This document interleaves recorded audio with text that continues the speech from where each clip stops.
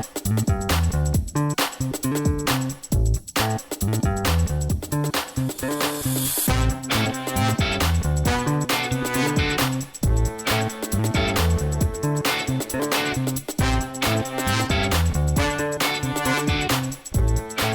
everyone. Thank you for tuning in to the Postmodern Realities podcast, brought to you by the Christian Research Institute and the Christian Research Journal. I'm Melanie Cogdill, managing editor of the Christian Research Journal. It's December 2025, and this is episode 474, which is a conversation about the 2024 book, The Sacred Chain: How Understanding Evolution Leads to Deeper Faith, by Jim Stump, who is the Vice President of Programs at BioLogos. Today's guest is Dr. John Bloom, who is a professor of physics at Biola University. He has published numerous articles on the relation of science and faith. John has written a summary critique book review for the Christian Research Journal, and his review is called The Sacred Chain Without an Anchor: A Christian Adrift in Darwinian Seas. And you can read it for free at equip.org. That's EQUIP.org. John, it's great to have you back on the podcast. Well, it's fun to be here again. We are talking about a book, as I mentioned, by an author, Jim Stump, who works for BioLogos. We'll talk a little bit more about that in a while. But first, I want to ask John why Christians should care about this issue of other Christians who hold to Darwinian descent, and then also ask him why it seems to be, when we talk about Christian apologetics, for the average person on the street and students, what they're really wrestling with is the whole idea of science and faith, and, pretty much thinking that science is not compatible with faith. I mean, if you have faith, it's more of in a superstition column versus a factual column? Yeah, I mean, I became a Christian in college, and I was a physics and chemistry double major, and that's, what my friends started telling me is, hey, didn't you get the memo? Science has shown that God doesn't exist, so why are you believing in Santa Claus? So yeah, in terms of the way science is often portrayed today, it's antithetical to belief in any supernatural or God or something like that. So that's one of the big challenges in apologetics. And just as a Christian, how do I interact with and accept what science do I accept? What do I question? So yeah, it's one of the hot areas. And why should Christians care about us reviewing a book by someone who's a Christian who also is very adamant and teaches that Christians can believe in Darwinian descent and be a Christian?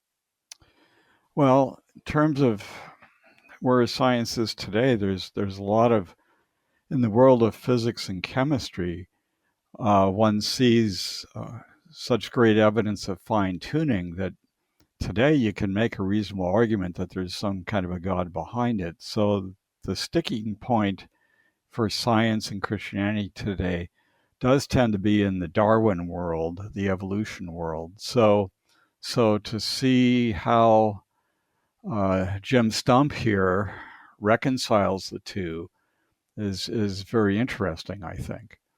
Do you totally challenge Darwin, or do you go, well, no, we can actually make it all fit? So before we talk about the book itself, can you tell us who Jim Stump is? And in full disclosure, many, many years ago, I don't know, almost 17 years ago, Jim Stump did write a book review not related to science for the Christian Research Journal, but that was quite a while ago. But who is he? Yeah, well, Jim is vice president of BioLogos. BioLogos was a group that was founded by Francis Collins around 2006 or so. And their main goal is to argue that evolutionary theory is fully compatible with Christian faith. They take what's called a theistic evolution position. And so someone of that stature of BioLogos kind of giving his personal journey and his thoughts about how to reconcile Darwin and Christianity, I think is a pretty important book to look at. And if you're newer to the podcast or the Christian Research Journal, we have in-depth covered theistic evolution, biologos, the issue of if Adam and Eve in Genesis existed. And we are going to link those podcasts and those articles in the show notes, so you can look for those there. So in this book, what is some of Jim Stump's strongest points? Well, just for background, Jim Stump grew up in a young earth creationist community and then has since shifted over to the Darwin side. So his reflections and his strong points kind of deal with that shift of position that he's taken. And his strong point is that maybe a bit of a shrug of the shoulders or something, but it's that we simply have to accept the facts that come to us from science and then adjust how we think about God, in the context of those facts that we have. So he has some good things too in the book. He talks about that there's different levels of explanation that we see or we might think about in the world. The example he gives is a rather famous one. When you see water boiling in a tea kettle, you could ask, why is the water boiling? There's the physical processes that you could talk about, but then I guess somebody wants a cup of tea. So when we look at things that happen in the physical world, we can expect there to be processes, and yet we can still see, God having some intent in view through those processes. So that's a helpful way to think about many of the things that we see out in the world. The other strong point that I appreciate about Jim Stump is that he's not bitter or angry at the young earth community or something like that. He makes a comment that there's some really smart people and they're well intentioned. And that's a different tone than what I often encounter from people who were former young earth creationists who have kind of fully embraced Darwinism. They're often angry and bitter. So it's kind of pleasant in that regard to read the book. I cannot believe that it is already December 2025, and it's the Advent season. So happy Advent to you as you prepare your heart for the celebration of the birth of Christ, and you think and meditate about, read scripture about Jesus in the Gospels and his incarnation. And it's also a time that, a lot of people are thinking about seriously becoming a financial partner with various organizations that they support. And we hope that you have received a lot of good content totally free. We don't have subscriptions anymore. It used to be an annual paid subscription to your door, but now you get new articles every week, all of these different interviews with authors, plus all the audio articles that we've been doing, more than 125 of them now, for the Christian Research Journal Reads podcast. So would you consider partnering with the journal this year towards the end of the year as you think about giving, maybe for tax reasons or just for year-end giving, if you would consider giving us a gift? And in the past, a subscription would have been $33.50, but if you consider giving us a gift for all the content that you've received, and it's just such a blessing to have you as a faithful listener, and you can easily give us a gift at equip.org and click on donate, or also you can find links on the actual podcasts and some of the articles on our journal page. If you go there at equip.org, you could give us a tip and you could partner with us. And of course, we just are so grateful for your partnership through your prayers and through sharing all of these episodes on your social media or through email or just telling a friend. But I am so excited that you are continuing to partner with us just by listening. Just thank you for listening. We just appreciate you downloading our episodes. And so I hope you've been blessed by them this year. And now back to my conversation with Dr. John Bloom from Biola. I'd also like you to touch on some of the weaknesses in his book, The Sacred Chain. And also ask, because you mentioned he came from a young earth perspective. I think most Christians assume that the only choices for Christians is either theistic evolution or young earth. So just we're not going to go into the details, but wanting you to speak to that too. Are those the only options that Christians have when it comes to science and faith? Well, that's how it's often portrayed. You see young Earth people pretty much say that either you're a Darwinist or a young Earth creationist. They set up an either or.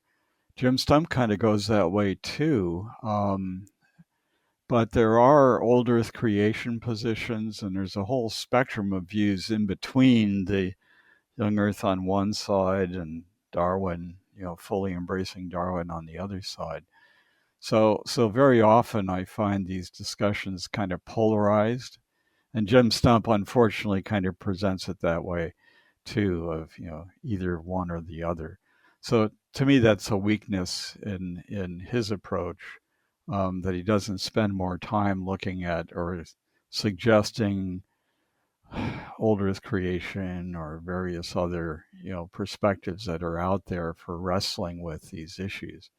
Um, Jim Stump is a PhD in philosophy, and to me, one of the biggest weaknesses I see in the book, coming from a philosopher, um, is that he buys into this fact value split, which is that science gives us facts, and those cannot be questioned, and religion gives us values. Right there, we can't draw any facts from the Bible that we can use to question anything in science. So to me, that was disappointing to see because, again, the philosophical circles I run with, that's a huge red flag, is to split fact value with science faith, as Jim does.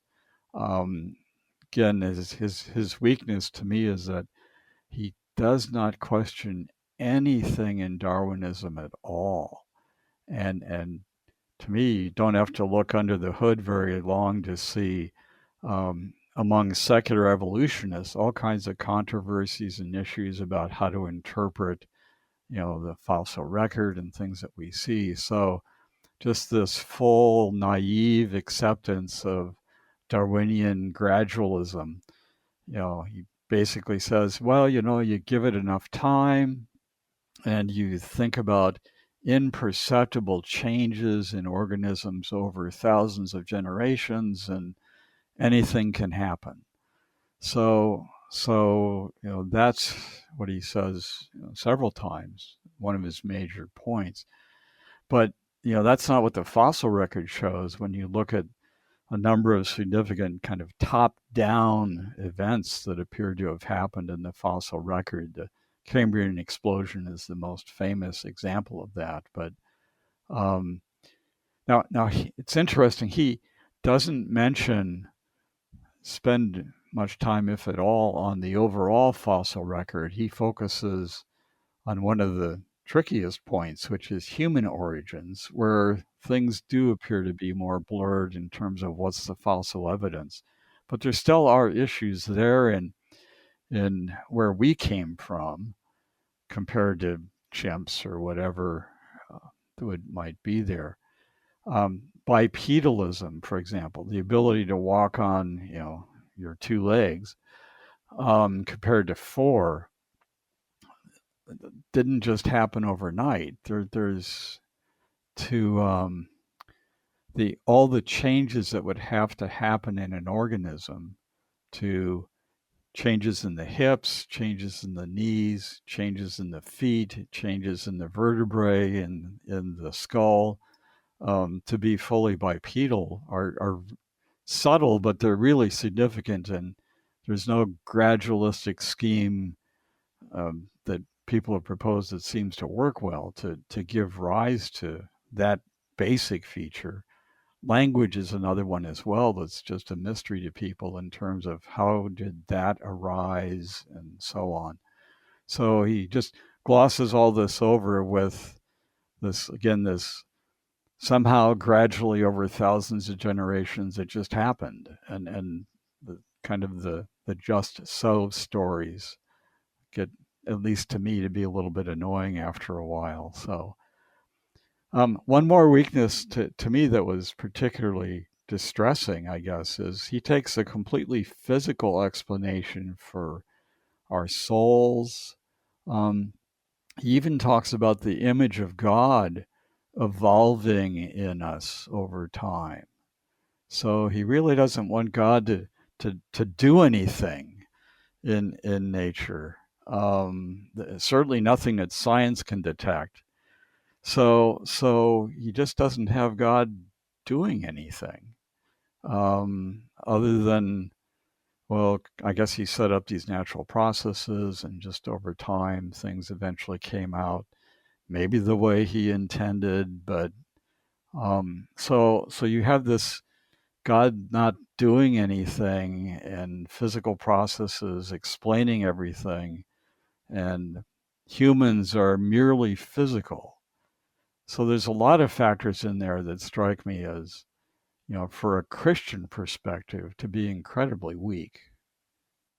So, if human beings are mostly physical, how does he deal with the whole issue of the gospel and the need for sinners to be reconciled to God?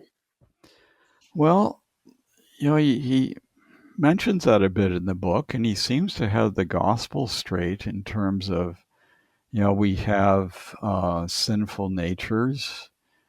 God gave us some level of responsibility. That's, I think, how he would understand the image of God, and we haven't lived up to that.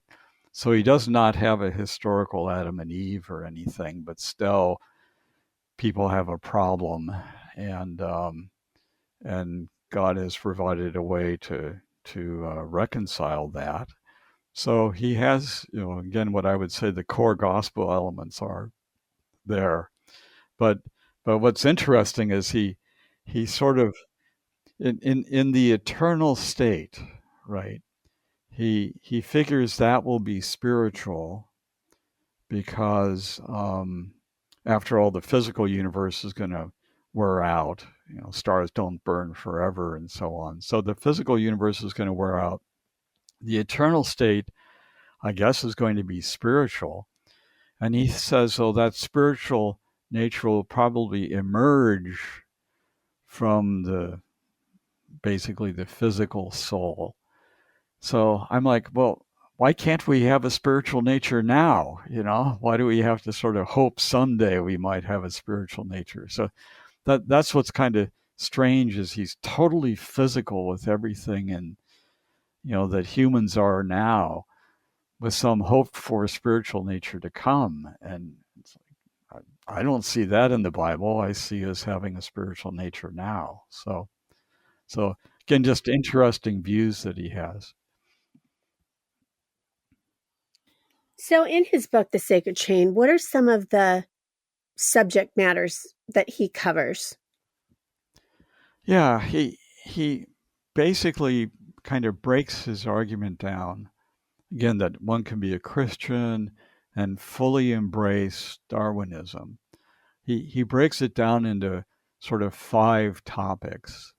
Um, and so it's probably worth going through those because they're kind of fun. He starts with the Bible, of course, and basically says, look, the Bible's just the best thoughts from ancient people, and God sort of um, uses that in some way. So he takes a bottom up view of the Bible, so he can basically dismiss anything in there that he doesn't like. So that's sort of, I should have mentioned that as a major weakness, right? His solution to being a Darwin and a Christian is to basically throw out the Bible. But anyhow, but that's where he starts. Then he marvels over the billions of years. He looks at time and marvels over the billions of years that the universe has been here. Um, and rather than get into the fine tuning and the craftsmanship that God used over that time to develop the materials to make the earth and to make us and so on. Um, he just says, well, if God took billions of years to make the universe, then it's no surprise that it's took a long time to make us. So I'm like, well, he missed a real opportunity there to admire God's craftsmanship. Now he does admire God's creativity and such, but he misses a point, I think, that would be helpful. So again, throughout the Bible, billions of years, and again, for old Earth creationists, that's not much of an issue. But how he applies it, I found interesting. Um, then he moves on to body, and there he's fully Darwinian. We gradually evolved from some common ancestor to chimps. Over hundreds of thousands of generations and so on. So a fully physical, naive, gradual Darwin approach when he looks at body. Then he moves on to soul. And here again is where I was surprised, because he gives basically the evolutionary psychology just so stories for where our minds came from and so on, that we gradually evolved our mental capabilities over time.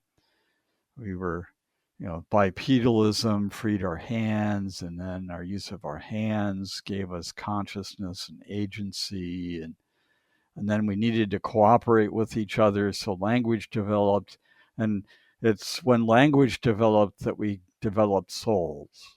So it's a purely physical soul, as best I can figure out, that he's talking about there. And then he brings in the image of God, and for him that seems to be physical too. Um, that God, well, I don't know if God, but that sort of gradually developed in people over time also. Then his final section is to wrestle with pain and death. Why is there suffering in the world? And of course, that's a challenge for any Christian position. Well, everyone has to deal with why is the world such a mess in that regard. And Stump's argument there isn't too bad in the sense of, well, pain and suffering helps us develop, um, again, just a empathy for others and a moral maturity and so on. But he sees that in an evolutionary context of, well, God needed to have pain and suffering in the world so that the factors necessary for the image of God could evolve in us. So again, just a total evolutionary picture of soul and image of God. And to me, that was striking to see um, his application of Darwin to those features, because I've seen theistic evolution. Many theistic evolutionists just argue that, well, the soul was something that God gave to the physical body that it, after it had evolved to some point. Same thing for the image of God, but he has an evolutionary picture for the soul and the image of God as well. So, but those are the main things that Stump covers, kind of a comprehensive view of human nature through those 5 steps. So, who should be reading this book, if anyone should read this book at all? And what about maybe students, because you're a professor, that are struggling with this issue that you talked about, where Stump sees more of a dichotomy between facts and spiritual things? So, who is this book for, and should certain people not read this book? Yeah. Well, I the book, I've encountered people who really are not in any position, who just do not feel like they could challenge any Darwinistic thought at all, and and yet they're kind of interested in Christianity. So to me, Stump would be an example to point out of, there are people out there, Christians out there who have no problems with Darwin at any real level. So to cite him as an example for a person who, simply cannot themselves question Darwin in any way, because Stump doesn't.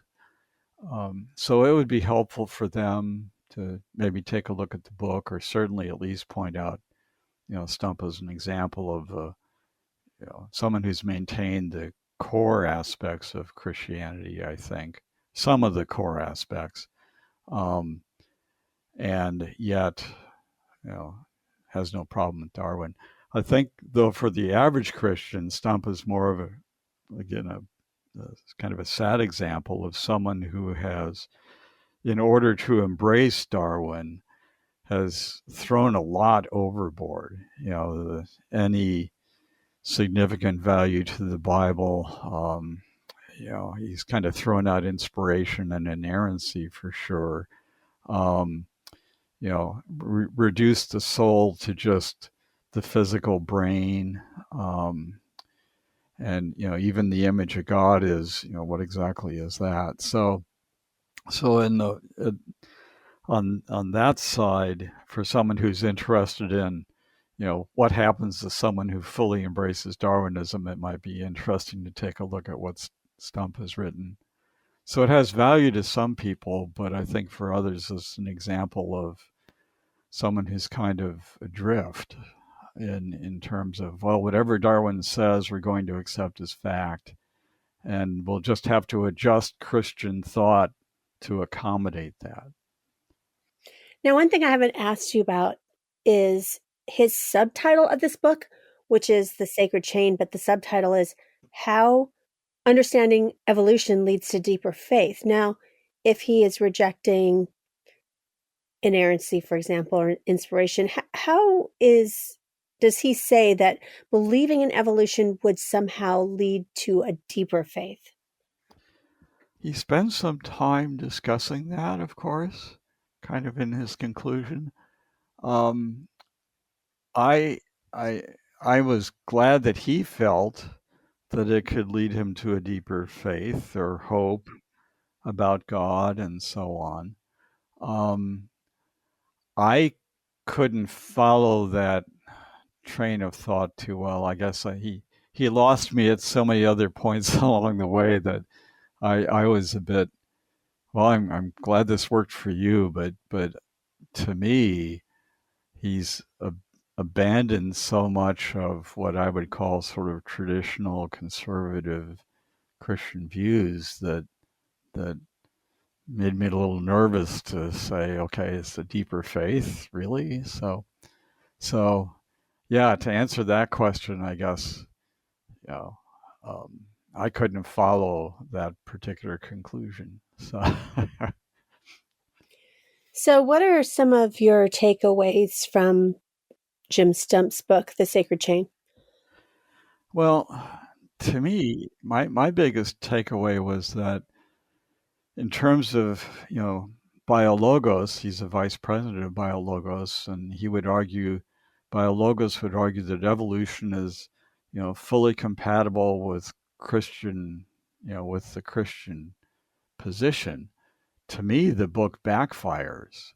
So, because, the things he has to change in a traditional Christian position to make Darwin work, the Bible turns into, well, the best thoughts that the ancient Hebrew people had. So it's kind of a divine farmer's almanac or something like that. There's he doesn't want God involved in guiding or shaping anything in the creation, just because that's something science might see. Um, So if God doesn't do anything that science can see, then does God do anything in my life that I can see? So to me, the biggest takeaways were that, wow, this book does not help biologos at all. Anyone who would read this from a conservative Christian position would say, I, I guess you're right. It sort of is either science or the Bible. You know, Stump brings that up, that a lot of young Earth creationists take that position. You either believe the Bible or you believe science, and you see Stump himself, fully embrace the science and then say, well, we have to adjust what we think about the Bible. And what's left with what he thinks about the Bible is, well, it's either science or Bible. And I don't think that dichotomy needs to be there myself, but Stump demonstrates it from the other side, from the Darwinist side. So it's kind of sad in that sense. And to me, the biggest takeaway is again that for someone to argue that we're purely physical, that we do not now have any spiritual nature, it's kind of distressing, actually, to if that's the Christianity that one ends up with. Um, Really, some major changes from traditional conservative Christian positions that he demonstrates. So my takeaway was, boy, I hope there's somebody at BioLogos who's more conservative who could write something that a conservative Christian would be happier with than what Stump has done here. So I guess I'm speaking on behalf of BioLogos that maybe this book should not have been published because it doesn't represent their position well.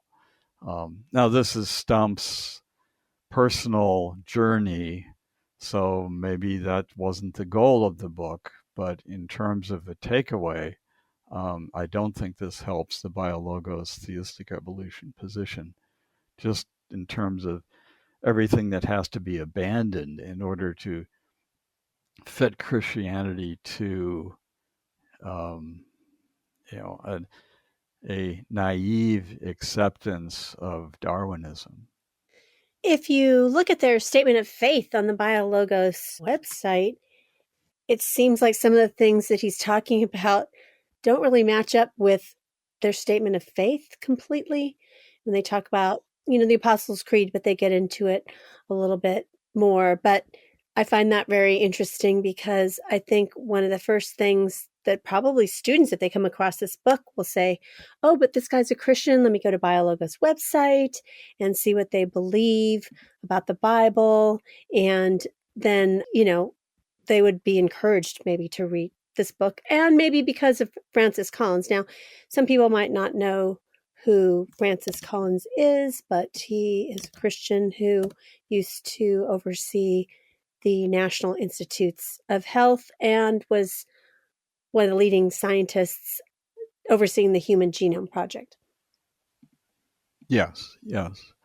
So, and maybe I'm erring in going from Stump back to BioLogos, but as you say, it's on the book that he's vice president of BioLogos and so on. So,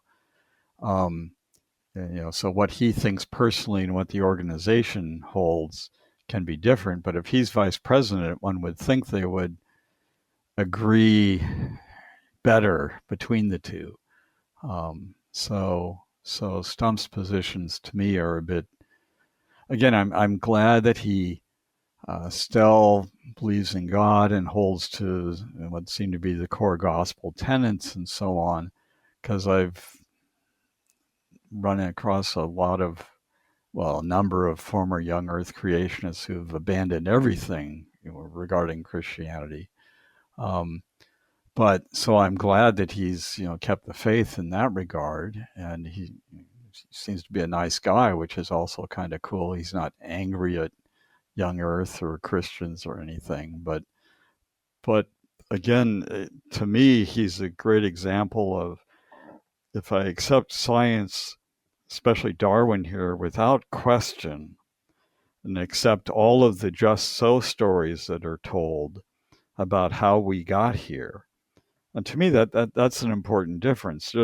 There's evidence one can have that one needs to wrestle with from science. Empirical evidence from, say, fossils or whatever, that one needs to wrestle with in fitting Christianity and science together.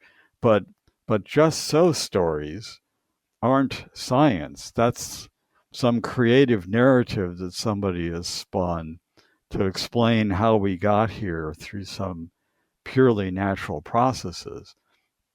So if you're going to fit Christianity to the just so stories, then you, as Stump is doing, well, then you do get a lot of significant challenges. So again, Stump, I think, is a good example, modern example of someone who's just not critically thinking about, where are the facts in science? Where are the just so stories in science, differentiating between the two? Instead, he just accepts everything that's out there that labels itself science, and then says, well, to fit Christian belief to that, I guess we just have to change some Christian positions about the nature of the soul, the nature of the Bible, and so on, how God works in the world.